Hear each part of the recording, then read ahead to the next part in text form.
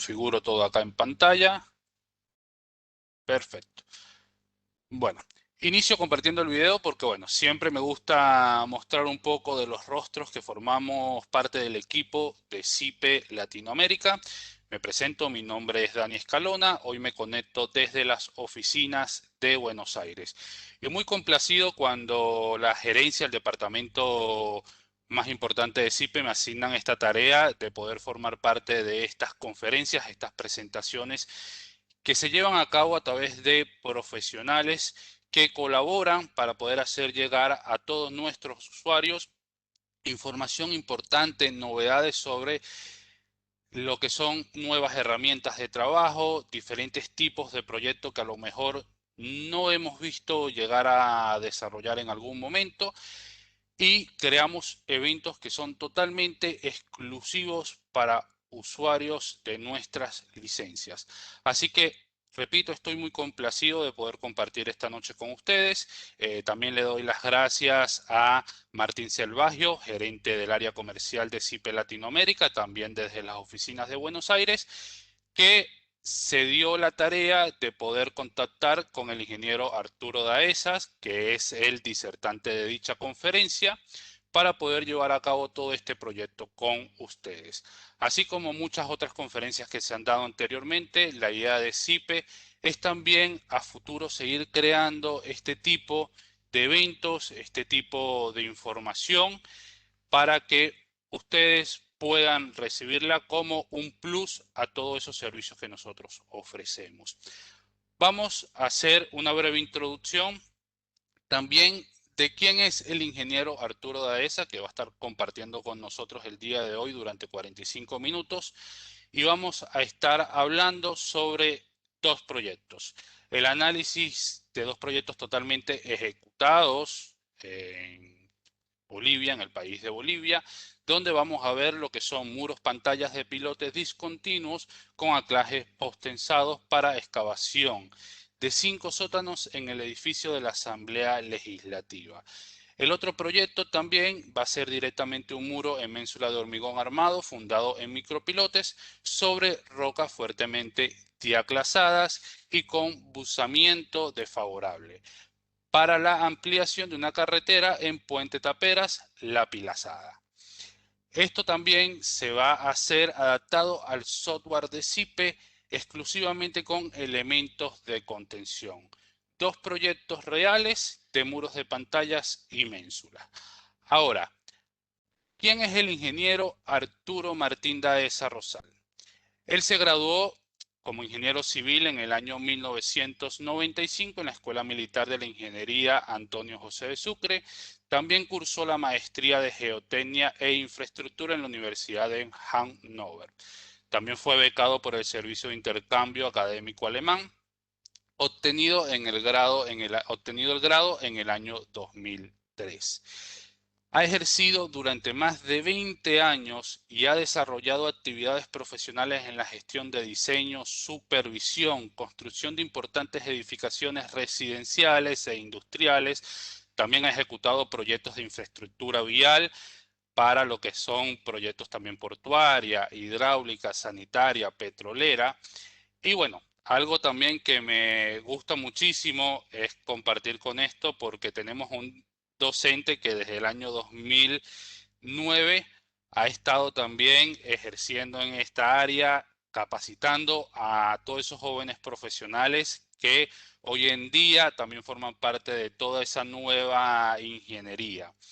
Y también es asesor académico para programas de pregrado, posgrados en diversas universidades. Podemos mencionar algunas como la Universidad Mayor, la Pontificia de San Francisco Xavier, la Universidad Mayor de San Simón, también en la de René Gabriel Moreno, en la Escuela Militar de Ingeniería, en la Católica Boliviana y también en la Universidad Autónoma de Beni. Y también durante los últimos años se ha desempeñado como consultor independiente y precisamente desarrollando como tarea principal especialista en geotecnia y en diversos proyectos. De verdad, vuelvo y repito, le doy la bienvenida al ingeniero Arturo que está en estos momentos en la sala. Arturo, confírmame si nos estás escuchando correctamente. Buenas noches, te escucho perfectamente y Qué muchas bueno, gracias por la presentación. qué bueno, Arturo. No, muy grato para nosotros poder compartir contigo, poder escuchar de tu parte y que compartas con nosotros un poquito de esa experiencia, porque sabemos que en este tiempo programado no da suficiente para todo lo que has hecho durante tantos años, pero es importante para nosotros que, bueno, puedas compartir y colaborar también con nuestros usuarios. Así que, bueno, te voy a pasar ahorita los privilegios, yo voy a cerrar mi micrófono, me voy a mantener en la sala y bueno, también voy a disfrutar de toda esta conferencia. Parte de la dinámica que también quiero que tratemos de respetarlo un poco para hacer mucho más fluida y amena esta conferencia es de que, bueno, el ingeniero se va a encargar durante estos 45 minutos explicar paso a paso ambos proyectos, adaptado también a los software de CIPE, y dejemos para el cierre de la conferencia todo lo que son esas consultas, esas dudas que se van a generar, que sabemos que siempre se generan, y apartaremos en el cierre unos 10-15 minutos para ir respondiendo cada una de ellas. Yo voy a seguir atento a la sala. Si a alguno se le ocurre dejar en el chat las consultas que se le van surgiendo, yo voy a tomar notas de ellas para poder responderla al cierre del evento. Así que bueno, Arturo, ya te paso los privilegios y quedo atento en la sala. Muchísimas gracias. Muchas gracias. Me vas a dar privilegio para compartir, ok, Listo, ya puedes compartir tu pantalla. perfecto.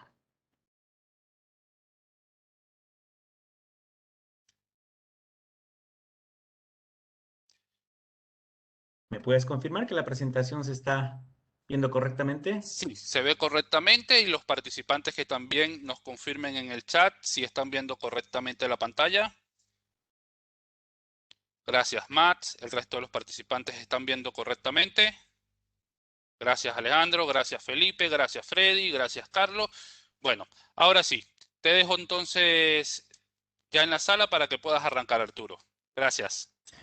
Muy agradecido tanto a ti como a Martín por haberme hecho la invitación y cuando tuvimos la conversación yo le decía, te propongo presentar un par de proyectos que no están tan enfocados al tema tradicional del cálculo de estructuras, sino más bien esta interacción que hay entre las estructuras y los suelos, que es la geotecnia, y presentar algo de información respecto al trabajo preliminar que hacemos para generar la información geotécnica que luego se alimenta en los modelos para que estos puedan responder lo más próximo posibles a la realidad.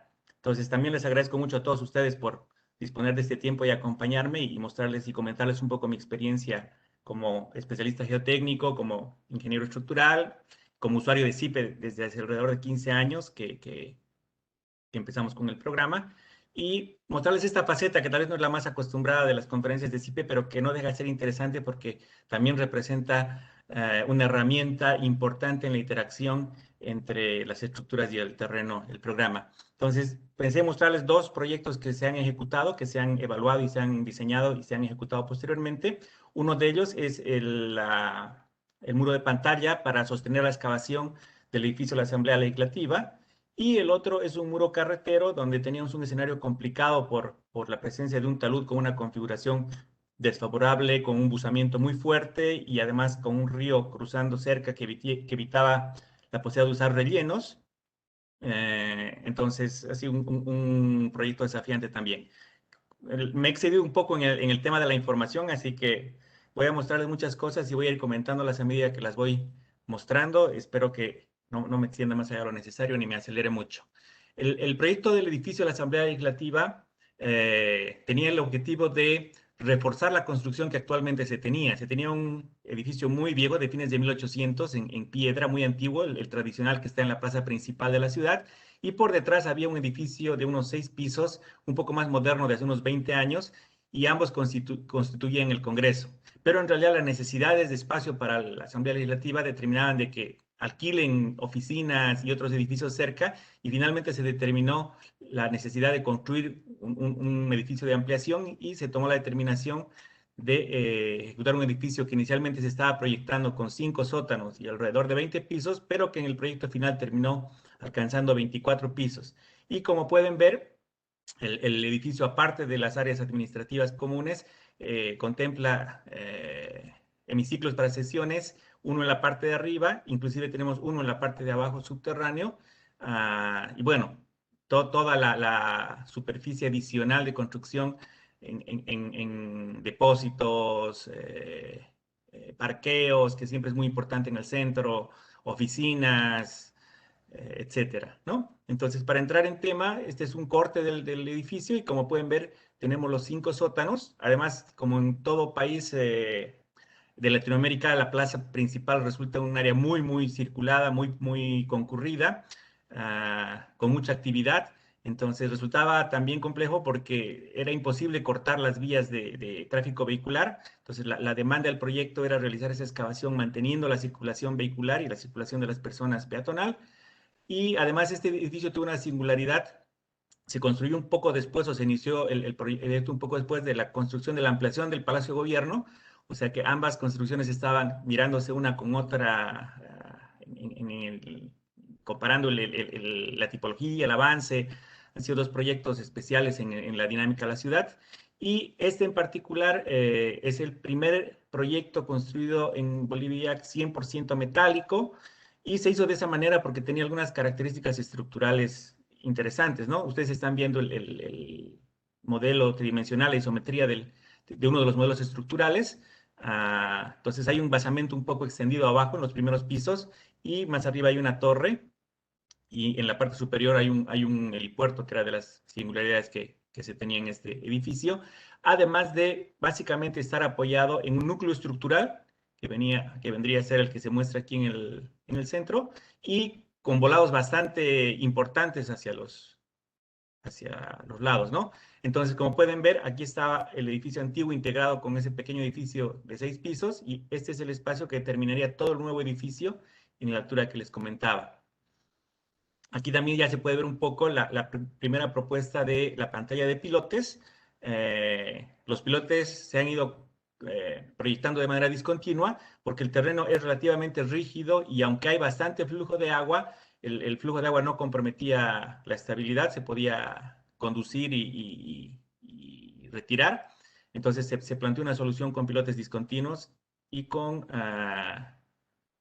una pantalla de shot grid entre pilote y pilote.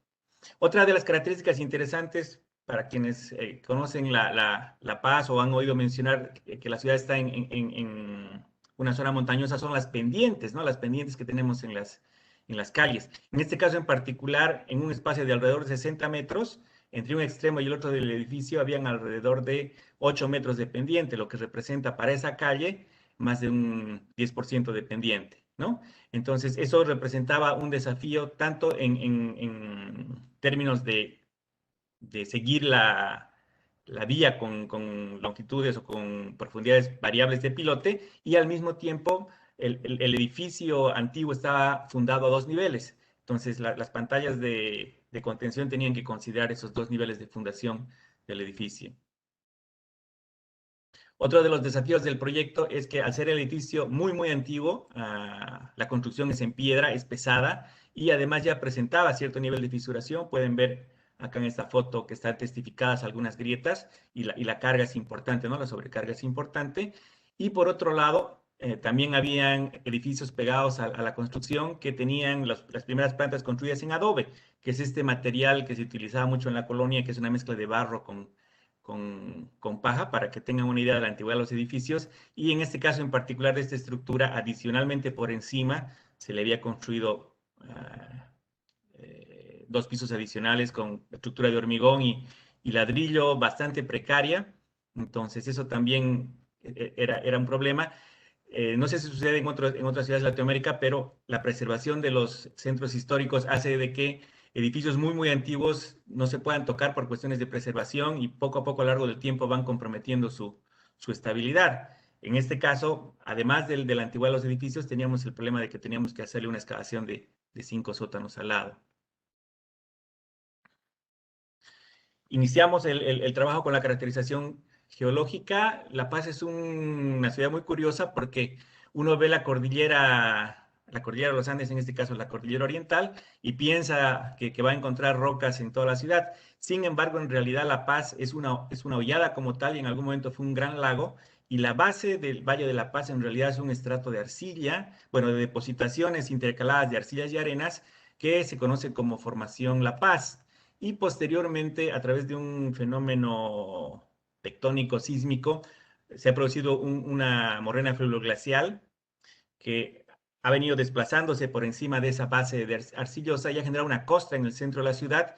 Y ahora en la ciudad encuentras combinaciones de esa costra muy resistente de morrena, las arcillas que en su depositación original también eran muy competentes, pero que a lo largo del tiempo, por el flujo del agua, han ido perdiendo competencia y estabilidad, y hay una gran cantidad de la ciudad que está definida como remociones en masa, ¿no? Como flujos de barro, como deslizamientos, porque ese material se ha ido degradando. Entonces, es una combinación bastante interesante de materiales, y para este proyecto fue particularmente interesante porque luego de la evaluación geotécnica determinamos que estábamos justo en un contacto de las dos formaciones y teníamos parte de los muros y las fundaciones en uno de los materiales y la otra parte en otro de los materiales. Entonces, para avanzar en la caracterización geotécnica y obtener los parámetros que íbamos a utilizar en el diseño de los muros, se planteó una campaña que incluía inicialmente 3 líneas de estudios geofísicos, tanto sísmica de refracción como sísmica pasiva. Hemos utilizado las calles para hacer esos estudios y los estudios se han desarrollado en la noche para evitar la contaminación del ruido del tráfico. Entonces teníamos estas 3 líneas que ya inicialmente nos daban una idea de los tipos de materiales que íbamos a encontrar. En general había un coluvio superficial que era probablemente material que se había depositado recientemente, y un poco más abajo ya encontramos la depositación en materiales sin alterar, que inicialmente se veían de similar rigidez en el plano medio y en un plano más profundo de una mayor rigidez. Entonces teníamos ya una primera información, más o menos estábamos hablando de rigideces que en términos del modo de elasticidad estaban por encima de los bueno, para ese coluvio en alrededor de 390 a 265 megapascales, y para los estratos un poco más profundos cercanos a los 1000 megapascales. Este material de morrena es bien interesante porque trae bloques de granito que pueden llegar hasta tener 2 metros, 2 metros 50, 3 metros de diámetro. Y en La Paz siempre se había visto limitada la perforación de pilotes a métodos manuales, porque una vez que uno encontraba estos bolones, las máquinas no pasaban y tenía que entrar una persona hasta abajo y picar la roca o poner explosivos para irla degradando e irla retirando y así pasar un poco más profundo con las fundaciones profundas.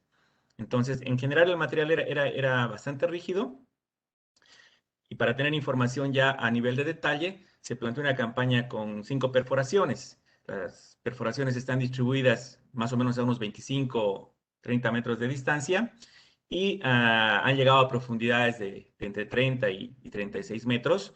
Una característica singular es que en la práctica normal se perforaba con diámetro HQ, que son 63 milímetros de núcleo, pero para este proyecto en particular, justo porque entró a requerimiento del proyecto del teleférico perforaciones con 79 milímetros de diámetro, pudimos hacer un par de perforaciones en ese diámetro, y se ve una mejor recuperación claramente de la matriz, porque en estos suelos que son gravosos en matriz limuarcillosa, el tamaño del núcleo es muy importante para intentar recuperar la mayor cantidad de matriz homogénea y tener menores pérdidas, ¿no? en la forma y en la estructura del suelo.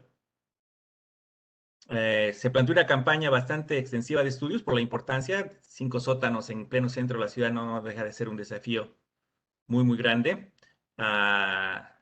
Se plantearon la realización de ensayos de penetración estándar cada 2 metros, toma de muestras para hacer clasificaciones, contenidos de humedad, se tomaron muestras para hacer ensayos de corte, ensayos de consolidación, ensayos de peso específico y peso unitario para poder obtener parámetros de fase, y inclusive llegaron a hacerse una prueba triaxial y algunos ensayos de compresión no confinada, y en el caso de las arcillas, algunas hidrometrías para verificar que no haya un comportamiento expansivo en las arcillas. Acá podemos ver el equipo haciendo la perforación, podemos ver los registros. Es una práctica común en lugares donde tienes depositaciones gravosas, cambiar la cuchara de Terzaghi biselada y abierta por por una punta maciza, una combinación entre lo que es el ensayo CPT y lo que es el ensayo de PCH, que si evidentemente es complicado intentar correlacionarla con las relaciones recomendadas en la literatura, no deja de representar una medición, una evaluación de la resistencia y la rigidez de los materiales. Aquí podemos ver los testigos de la perforación. En este lado se ven los de 63 milímetros de diámetro. Hemos tenido recuperaciones bastante interesantes del orden del 85-90%, lo que nos ha permitido también tener buenas muestras para hacer ensayos. Y esta es la perforación en 79 milímetros, que como pueden ver, la integridad del núcleo es mucho mayor y también permite tener mejor calidad en la realización de los ensayos. Aquí puede distinguirse visualmente el material de la morrena fluvio-glacial, que son estas gravas en matriz limo-arcillosa, que están un poco más amarillas, más coloradas, y ya entrando a la arcilla de la formación La Paz, la depositación base, y así muchos clastos y con coloración un poco más oscura se identifican los materiales de la formación La Paz, ¿no? Entonces, la información de las perforaciones se ha ido resumiendo, eh, presentando las características comunes, la clasificación basada en la granulometría y en los límites de Atterberg, los valores de peso específico y peso unitario obtenido, y con ello algunos parámetros de fase, relaciones de vacíos del orden de 0, entre 0,50 y 0,40, grados de saturación, que para algunos materiales estaba en el 100%, pero no se definía la presencia de un nivel freático, sino más bien depositaciones puntuales de agua en algunos lugares. Y aquí hay un resumen de los otros ensayos de caracterización, ¿no? Hidrometría, cortes directos, caracterizando el ángulo de fricción y el valor de cohesión, compresión no confinada, dándonos una idea de la rigidez también, aunque en un escalón de carga y de presión muy pequeñito, y consolidaciones que nos permitían tener una idea de la presión de sobreconsolidación, al igual que de los coeficientes de compresibilidad en carga y en descarga. Bueno, finalmente, condensando la información geotécnica en el corte de la construcción, pasa lo que les decía, ¿no? Este lado está la formación Miraflores, que es esta morrena, que puede verse que al ir avanzando ha ido acortando la formación La Paz en un ángulo casi de 45 grados. Esta es esta formación que es arcillosa con estratificaciones de lentes de arena y limo también.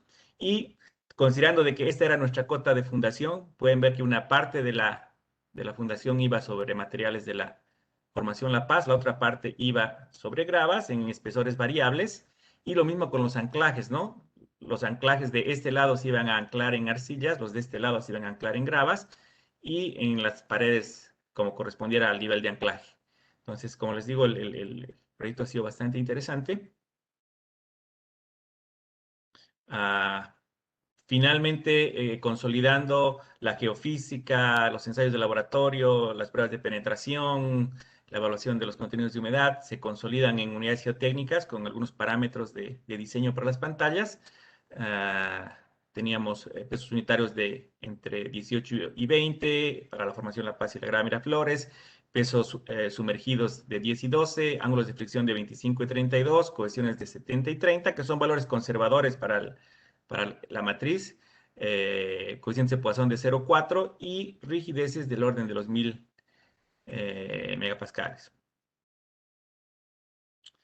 Ya con relación a la concepción de la pantalla se ha dividido en 5 zonas de diseño que tienen que ver, uno, con los distintos niveles. En este caso, por ejemplo, en la cota superior estaba en 0 y la cota, no, perdón, la cota superior sí, estaba en 0 y la cota inferior en 1760, pero adicionalmente la pantalla tenía 6 metros de empotramiento. O sea que esta pantalla estaba alrededor de los 24 metros más o menos, ¿no? De altura, y aquí teníamos los 8 pisos del edificio antiguo. En contraste con la zona 2, donde la cota final del pilote está en 650, por lo que determina casi 30 metros de longitud de pilote.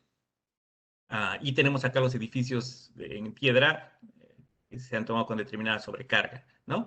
Tenemos las construcciones antiguas de este lado, que es también uno de los niveles más importantes, más altos. Aquí también tenemos 650 y 1760. Y luego aquí tenemos el nivel variable que va bajando en esta calle y en esta calle, y obviamente la sobrecarga es un poco menor, porque en realidad tenemos solamente el tráfico las vías.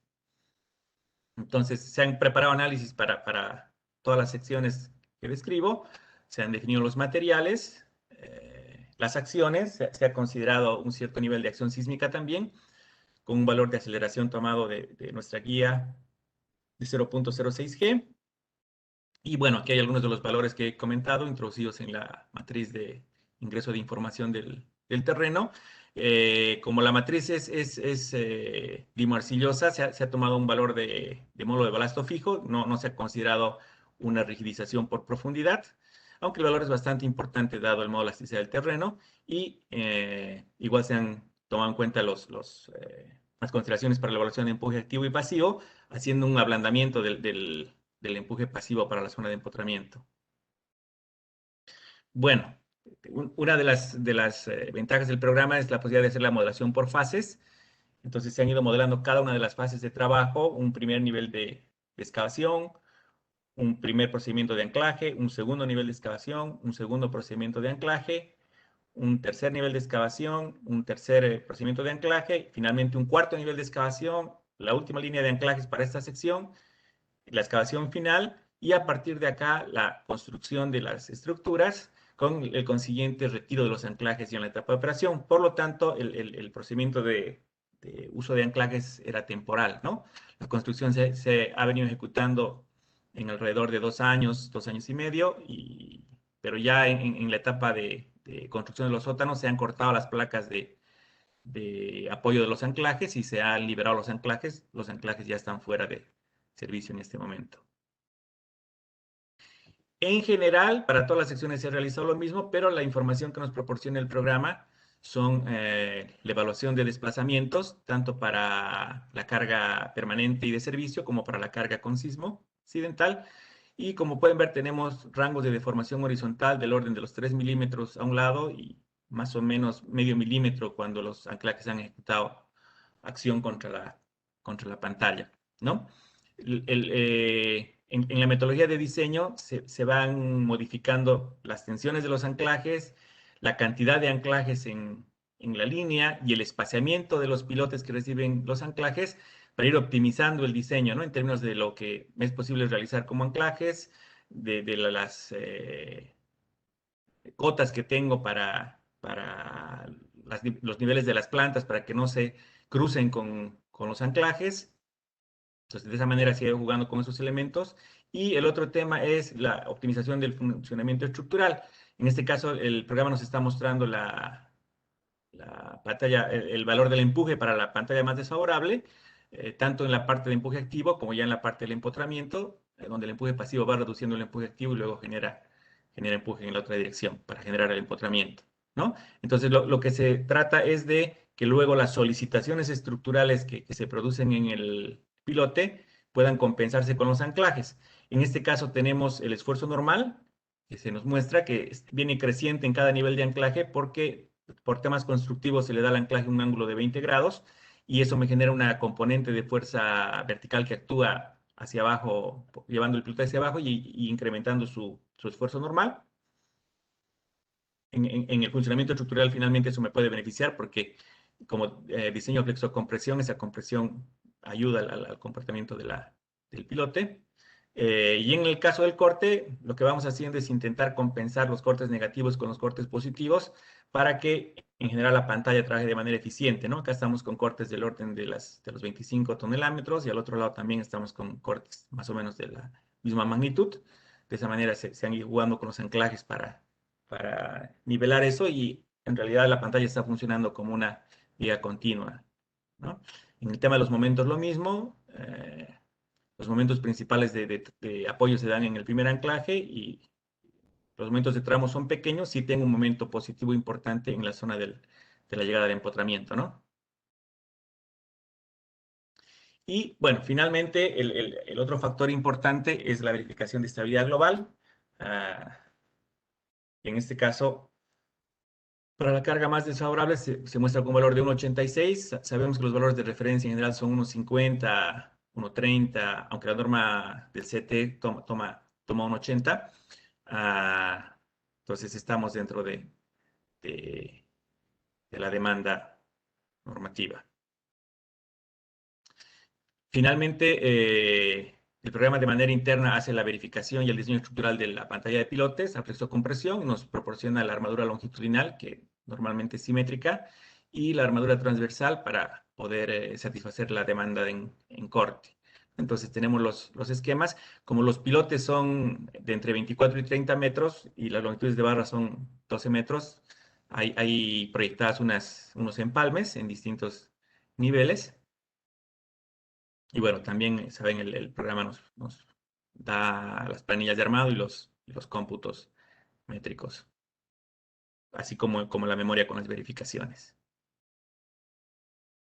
Este ya es un resumen de los análisis realizados para todas las secciones de diseño, determinando finalmente la utilización de 70 pilotes con un promedio de altura de unos 25, 26 metros, alrededor de 1.500 cubos de hormigón, alrededor de 195 toneladas de acero, lo que daba más o menos una demanda de acero de 130 kilos por metro cúbico. Y lo mismo en la definición de los anclajes, se llegaron a utilizar alrededor de 7.000 metros de anclajes para ejecutar la obra.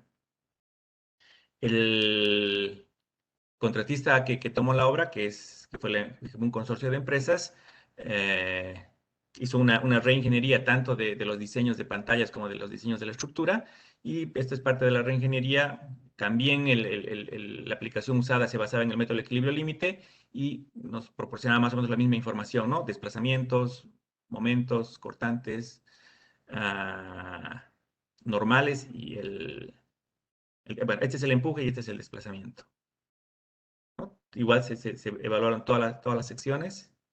Y bueno, aquí finalmente ya tenemos el resultado final, que es el proyecto final que se ha ejecutado. Se pueden ver los pilotes discontinuos. Hay algunas restricciones de espacio, por eso van más adentro y más afuera del eje. Aquí tenemos una zona especial porque nos eh, traslapábamos con el núcleo estructural. Estos eran elementos de 3 por 3 metros, así que se tuvo que abrir el pilote, pero como no podía quedar tan abierto, se hizo un refuerzo especial con vigas horizontales. Y bueno, las zonas donde están más densamente unidos los pilotes es en los contactos con los edificios, y ya en las vías están un poco más abiertos. Aquí tenemos las distintas soluciones en corte con cotas de las distintas líneas. Se han trabajado en el proyecto de rediseño con una mayor cantidad de líneas de anclaje. Acá se presentan las secciones y lo mismo, ¿no? Los diseños con los empalmes, con las rigidizaciones que corresponden a este tipo de pilotes que son de esta longitud, elementos de anclaje, rigidizadores, los empalmes respectivos. Y bueno, aquí está la planilla final de anclajes con las características del anclaje. Se ha utilizado como anclajes alambres de postezado que en números de 3, 4, 5 y 6 permitían llegar a la tensión de trabajo definida. Finalmente, el rediseño recomendó utilizar una inyección repetitiva, no la inyección global única que se había proyectado inicialmente.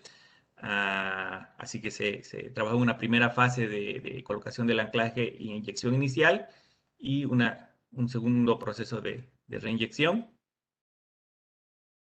Acá hay otra vista de cada una de las secciones. Como pueden ver, ha sido imposible compatibilizar los niveles de anclaje y cada sección tenía su propia particularidad, lo que ha requerido bastante orden dentro de la obra para poder preparar los anclajes, recibirlos e irlos ejecutando. Y en algún momento, como vamos a ver más adelante en el proceso constructivo, han tenido que sobreponerse actividades de perforación de pilotes con actividades de perforación y colocado e inyección de anclajes con actividades de excavación.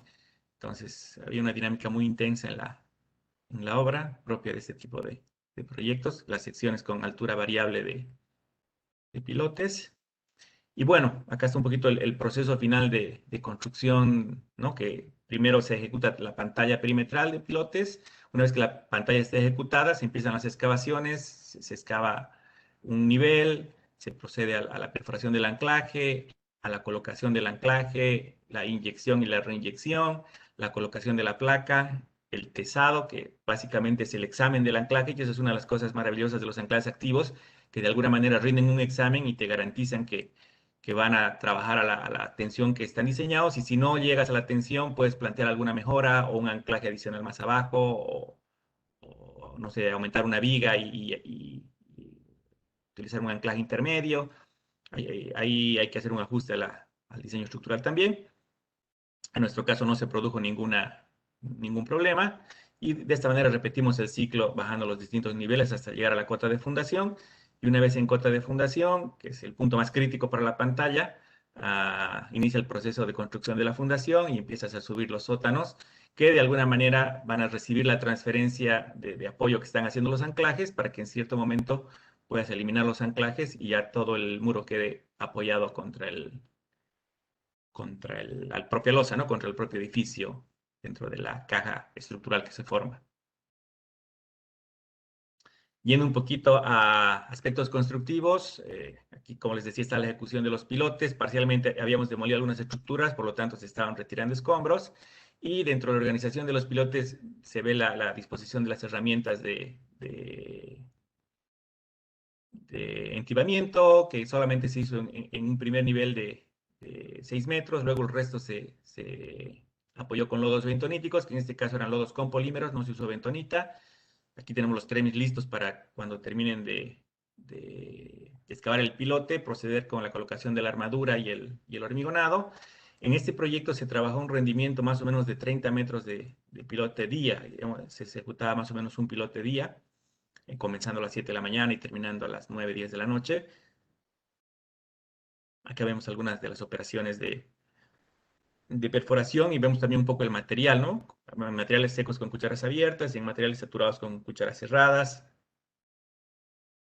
Un constante recambio de materiales, porque como había bastante clasto grande, las uñas, los elementos de agarre de las herramientas se deterioraban muy rápidamente y había que irlos reemplazando.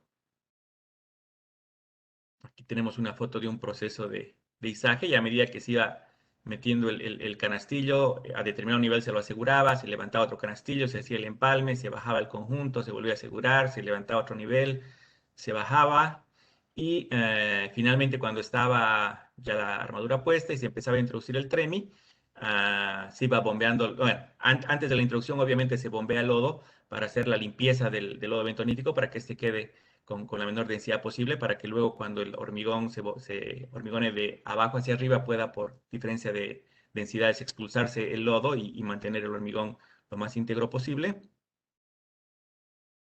Y bueno, en la etapa final ya se retiraba el encamisado de la primera parte, y ya se cerraba el procedimiento, ¿no? Bueno, en esta instancia, como les mostraba, mientras acá arriba todavía se estaban ejecutando pilotes, en la parte de abajo, donde ya teníamos algunos pilotes en resistencia, se procedía el procedimiento de la perforación de la primera línea de anclajes.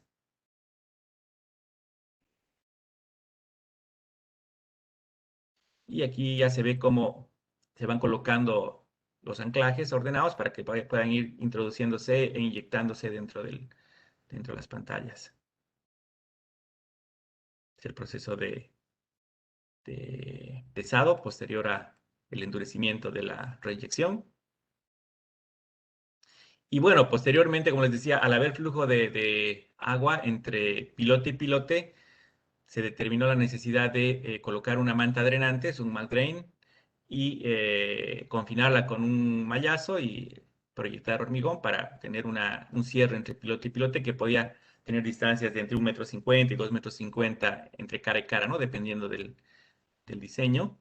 Es la operación de hormigón proyectado. Y bueno, finalmente este ya es un nivel bastante avanzado de la excavación. Hemos tenido muy pocos problemas en la estructura.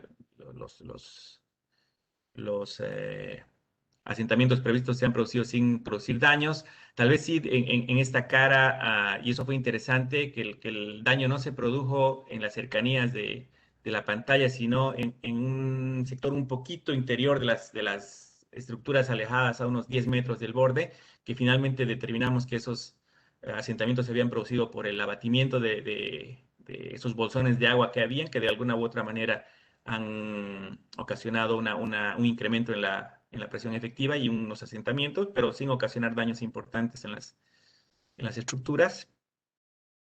Y bueno, esta es la obra ya casi en su etapa final, llegando a la cota de la fundación para la preparación de la losa de fundación. La fundación elegida fue una losa radier con superficie plana en contacto con el terreno y nervios hacia arriba, con una losa de 1 metro en toda la superficie y nervios cada 8 metros, de 2 metros adicionales. Los nervios tenían 3 metros de altura por 1 metro de, de ancho. Y bueno, concluyó la etapa de excavación sin mayor inconveniente y empezó a levantarse la estructura.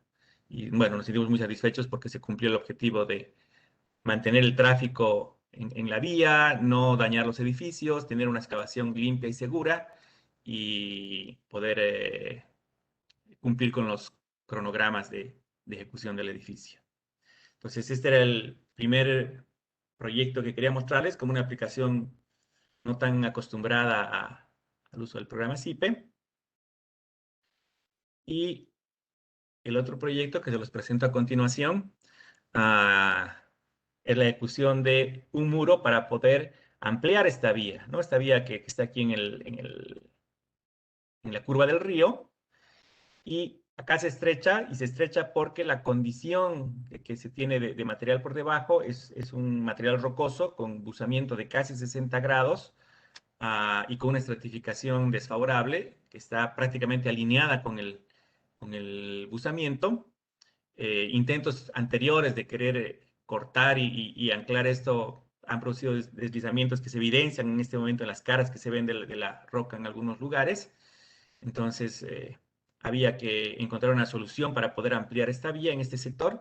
Y además, un río que es bastante caudaloso, aunque en la foto se ve disminuido por estar en época de estiaje.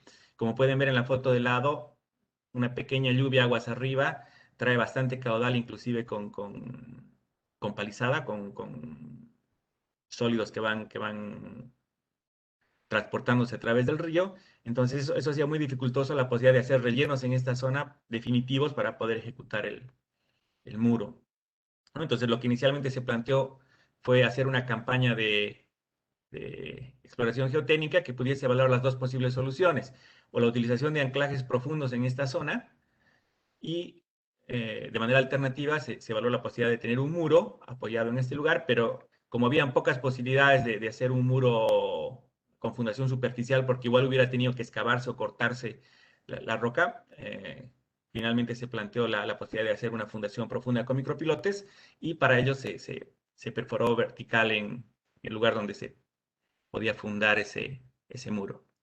Nuevamente, la evaluación geológica muestra una zona que está justo donde termina la cordillera oriental y empiezan los valles más secos en el sur del país. Esta es la carretera entre Santa Cruz y Cochabamba, dos ciudades bastante importantes.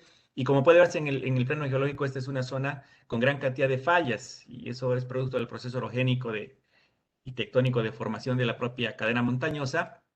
Y eso precisamente es lo que ocasiona que, aunque la matriz rocosa sea muy, muy resistente, esté muy, muy fallada, ¿no? Muy diaplasada por efecto de esas fuerzas y de ese proceso, ¿no? Entonces, de la misma manera se planteó una campaña geofísica inicial para tener una idea de las rigideces que se iban a encontrar, una línea a lo largo de la vía y dos líneas perpendiculares.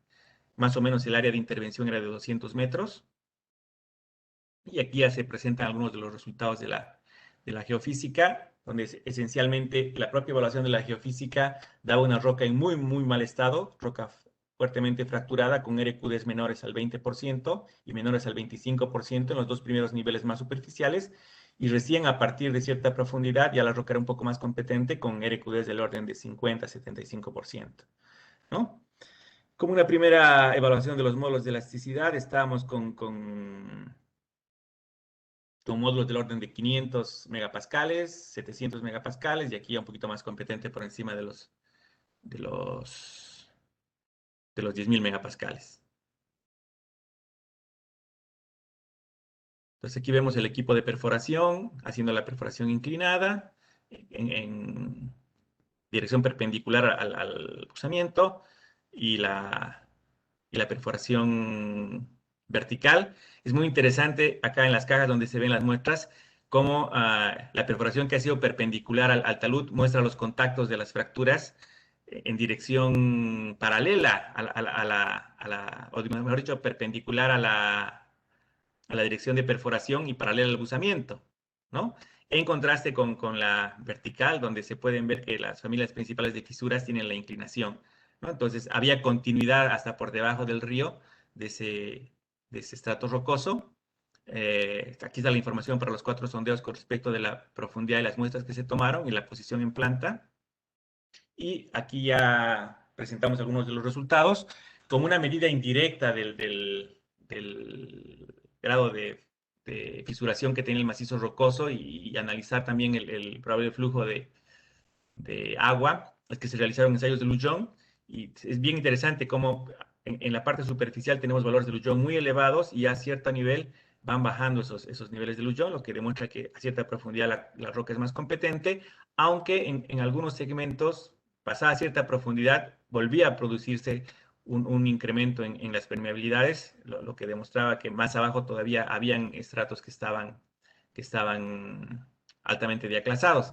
Entonces, lo que hemos intentado es identificar la zona más competente de la roca para intentar transferir en esa zona las cargas. Finalmente se descartó la posibilidad de usar anclajes porque era imposible cortar la roca que se mantenía estable casi por la continuidad de los bloques y se optó por ir a la solución de, de un muro, ¿no? Entonces aquí hay valores de la resistencia, del peso específico y de la resistencia a la roca. Como pueden ver, la roca presenta resistencias mayores a lo que uno espera del hormigón, ¿no? Del orden de los 60 megapascales, 90 megapascales, pero está tan diaclasada que aunque la matriz es muy competente, los RQD son increíblemente bajos, ¿no? Entonces, ya hablando un poquito de la caracterización geotécnica, se ha hecho un retrocálculo para evaluar cuáles son los valores de fricción y de cohesión que dan estabilidad a la configuración actual para trabajar a partir de esos valores y de los valores que se han ido obteniendo en los otros ensayos. Y finalmente la solución planteada es de este tipo, ¿no? No se iba a tocar la roca como tal, más bien se la iba a asegurar con una malla metálica que permitiera sostener los bloques más pequeños que corrían algún riesgo, dada la amplitud de la cuenca y de la cantidad de caudal que baja cuando llueve, de soltarse de la matriz y caer. Entonces se planteó la utilización de una malla para sostener esos bloques y un pequeño muro de pie de talud para retener lo que baja con la lluvia, los detritos que bajan en suspensión con el agua, que en muchos casos pueden ser también importantes. Y se planteó un muro fundado en micropilotes y adicionalmente se le colocó una suerte de cinturón que a la vez era constructivo, pero también generaba un cierto apoyo, un cierto sostenimiento en toda la longitud del muro, ¿no? Luego, una vez construido el muro, se rellenó y este relleno es el que ha permitido tener la vía en el ancho definido en el proyecto. Entonces, para la evaluación del muro, dada la geometría de la sección que tiene una cierta pendiente en el corte longitudinal y las cotas de la roca en el contacto, finalmente los muros eran de altura variable, por lo que se tuvo que definir 5 secciones distintas de muro, aunque la carga era la misma. Y bueno, y aquí hay esa evaluación de los contactos y de las alturas de cada uno de los tipos de muro, y aquí están definidos con colores las alturas de los muros. Y aquí se muestra cómo va variando la cota de la plataforma y también la cota de la vía, y se juega con ambos aspectos para poder hacer el relleno.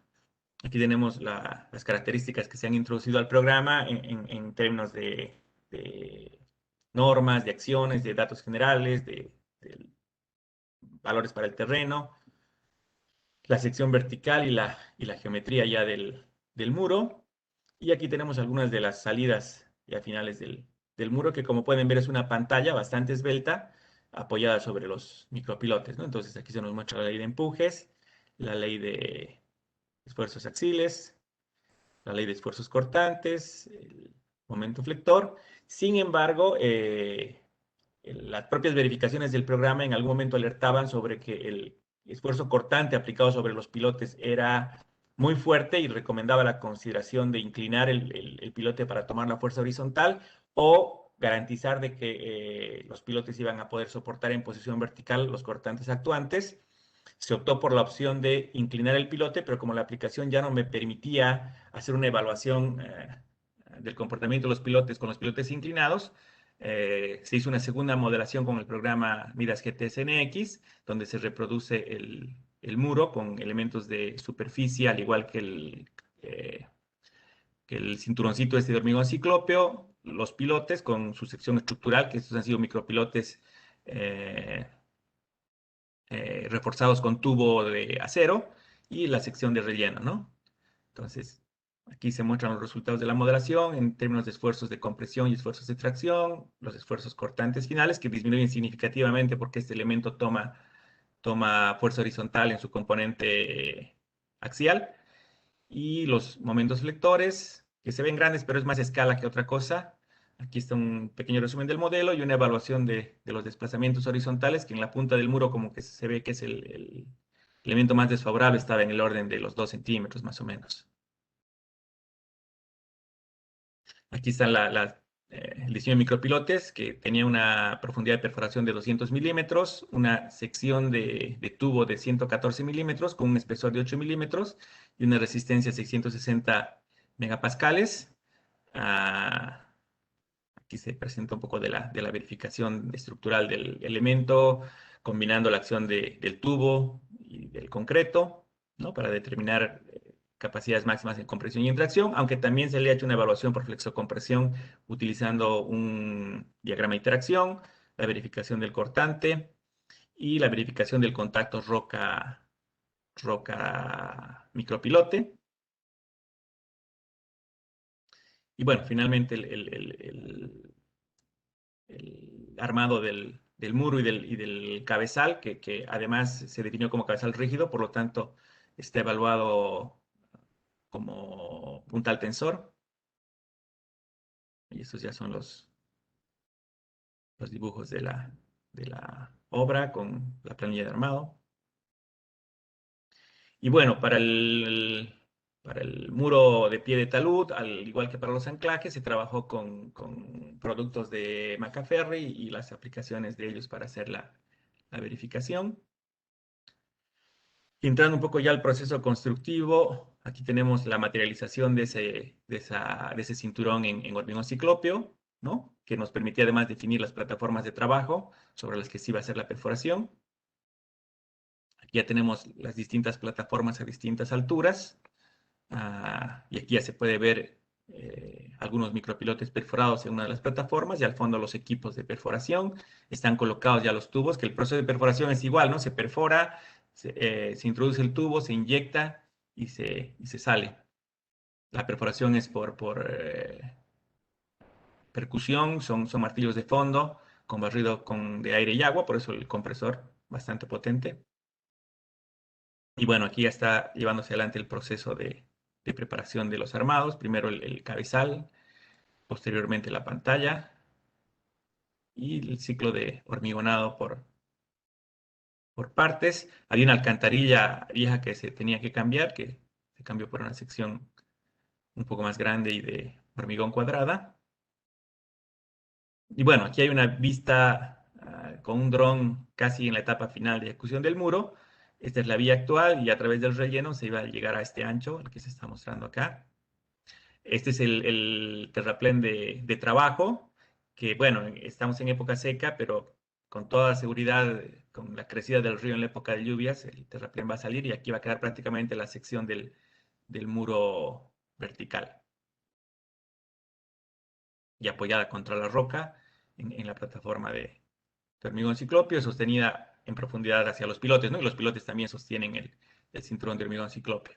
Entonces aquí ya está la fase de relleno de la vía prácticamente terminada y la fase de asfaltado también. Y bueno, aquí tenemos la segunda etapa que era malla de anclaje de los bloques para que no se desprendan los bloques pequeños. Y aquí hay una vista panorámica de todo el conjunto, ¿no? Tanto la vía como los anclajes.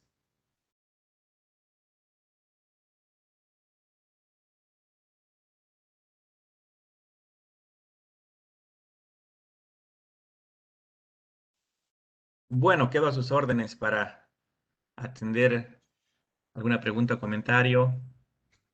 Perfecto, bueno, Arturo, muy excelente, todo en detalle. Sabemos de que, bueno, hay mucha más información para estas tipologías de proyectos, pero ciertamente los tiempos que programamos no dan basto para poder llegar a fondo.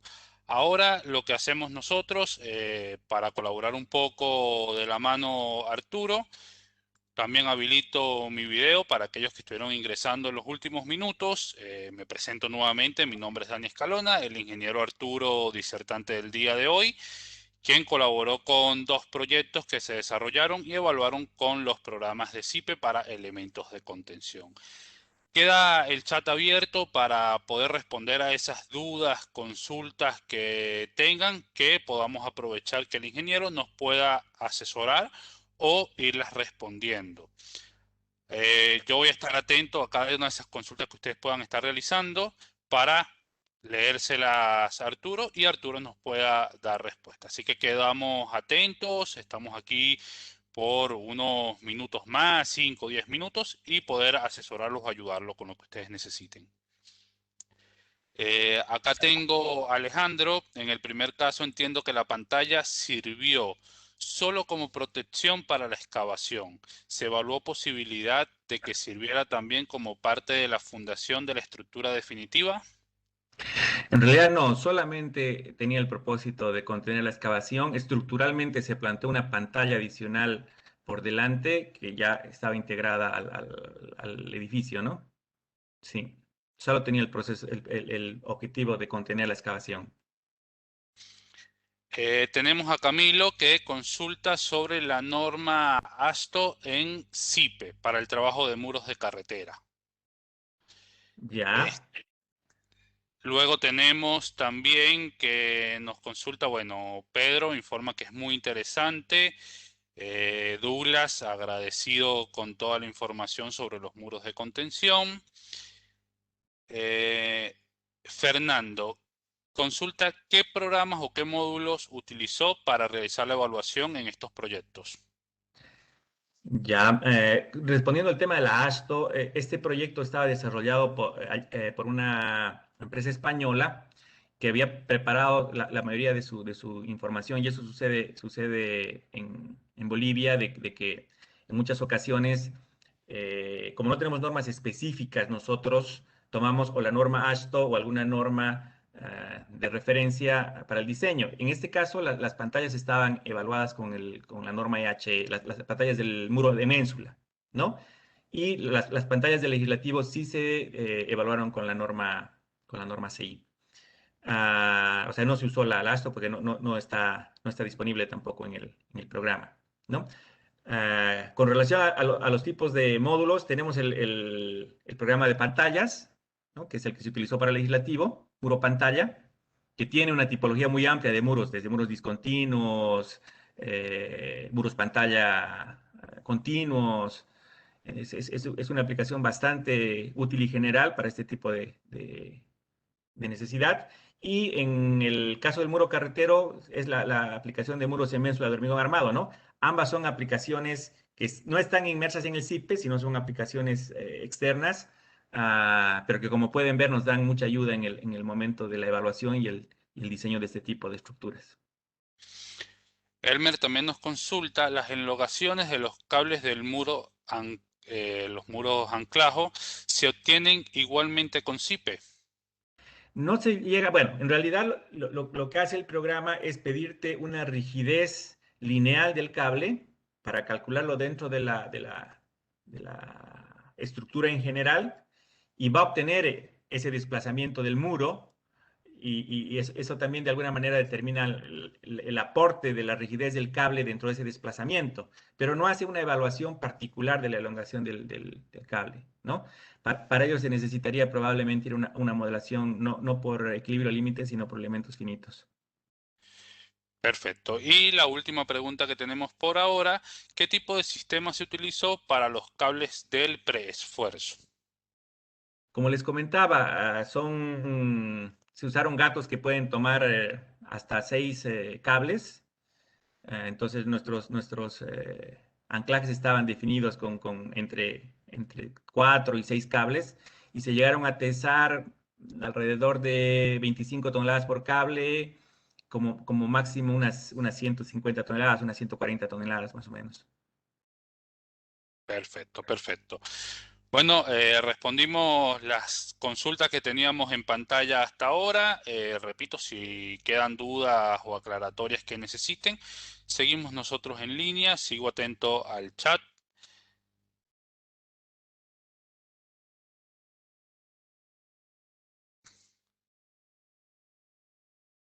Perfecto. Bueno, también, bueno, muy agradecido con todos ustedes. También sabemos de que, bueno, puedan determinar dudas que sabemos que surgen luego que culminan los eventos. Recuerden ustedes como usuarios cuentan con el servicio de soporte técnico, con también quien puedan realizar el contacto a través de llamadas telefónicas o a través de correos electrónicos para poder ir despejando dudas de esos elementos que también ustedes puedan utilizar para algunos proyectos que ustedes tengan próximo a ejecutar.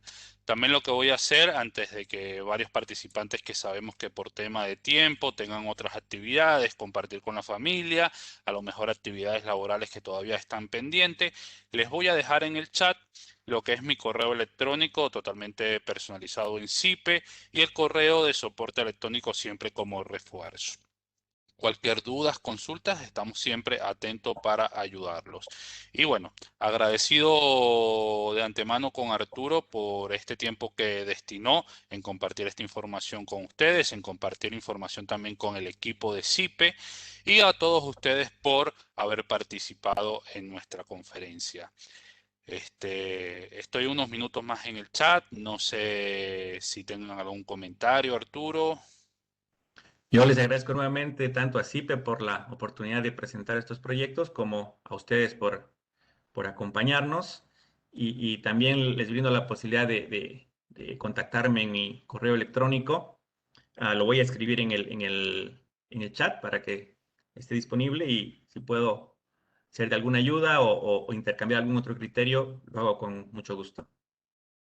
Excelente, excelente. Muy agradecido, Arturo. Estamos atentos al chat, al correo electrónico de Arturo, para que, bueno, también puedan ustedes canalizar algunas consultas con el profesional que, bueno, tantos años de experiencia puedan dar algún tipo de asesoramiento en algunos proyectos que ustedes puedan estar desarrollando.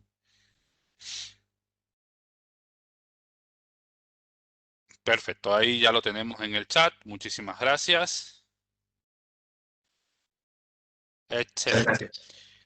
Bueno, ahora sí, vemos que ya se están retirando los participantes de la sala. Nosotros siempre acostumbramos a estar unos minutos más para la despedida y agradecidos con todos ustedes y para mí fue un placer compartir en este tiempo y en esta conferencia. Espero que, bueno, sigamos desarrollando nuevos temas a tratar, nuevos eventos y que, bueno, tenga la posibilidad de ir interactuando también. Así que tengan todos una excelente noche y excelente noche también para ti, Arturo. Estamos también en contacto próximamente para nuevos eventos, nuevos temas a tratar. Un gusto saludarlos. Buenas noches a todos. Saludos, hasta luego.